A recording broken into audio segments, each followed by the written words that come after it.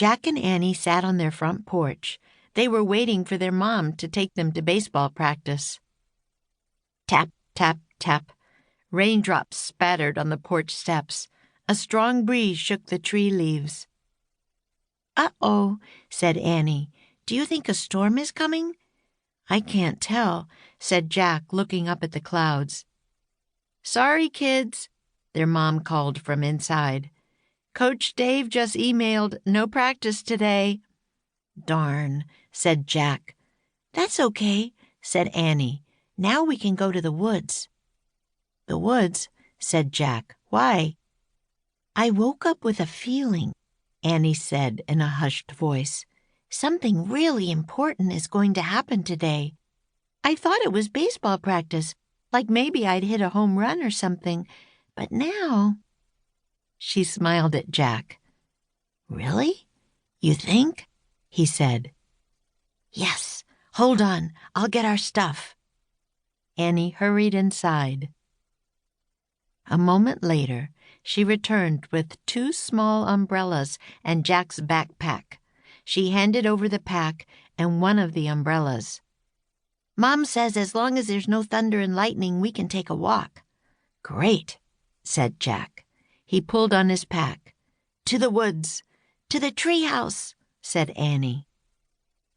Jack and Annie opened their umbrellas and headed out into the rain.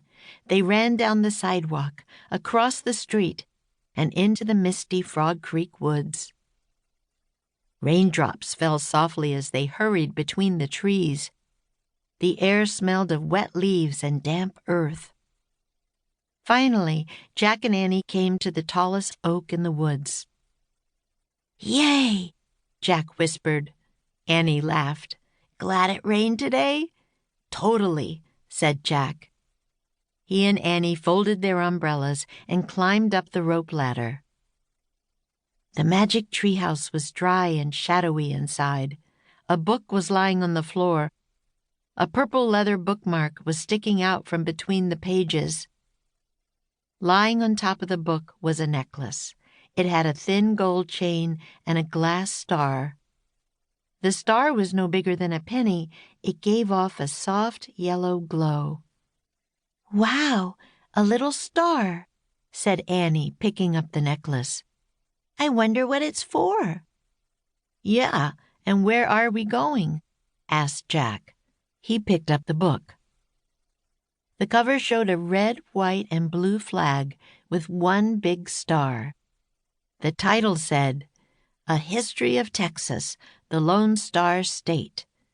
"Great! Back to Texas," said Jack. "I love Texas," said Annie. "Remember when we met Slim and saved Dusty's colt?" "Yup," Jack said in a low voice. Annie laughed. Jack was imitating their cowboy friend, Slim. Jack turned to the page with the purple bookmark.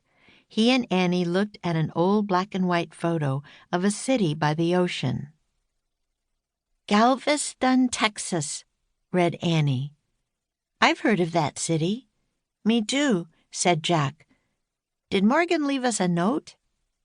"I don't see one," said Annie. "Is anything written on the back of the bookmark?" Jack turned the bookmark over. "Yes," he said. Tiny writing was painted on the leather.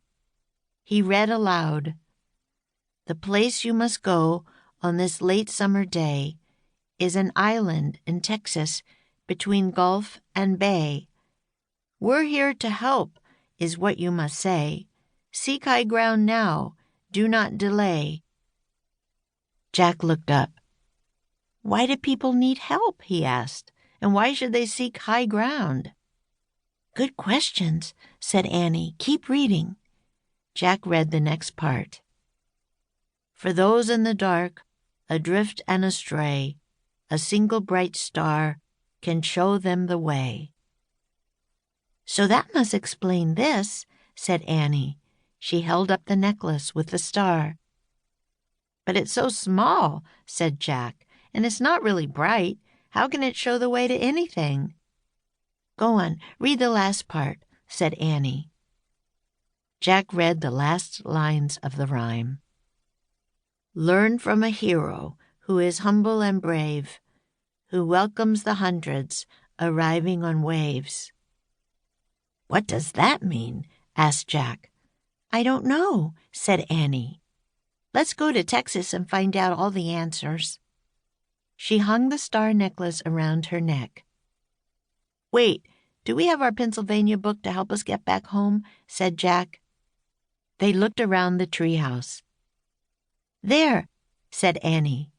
She pointed to the Pennsylvania book in a shadowy corner. "Okay, all set," said Jack. He placed his finger on the picture of Galveston, Texas. "I wish we could go there," he said. The wind started to blow. The treehouse started to spin. It spun faster and faster. Then everything was still. Absolutely still.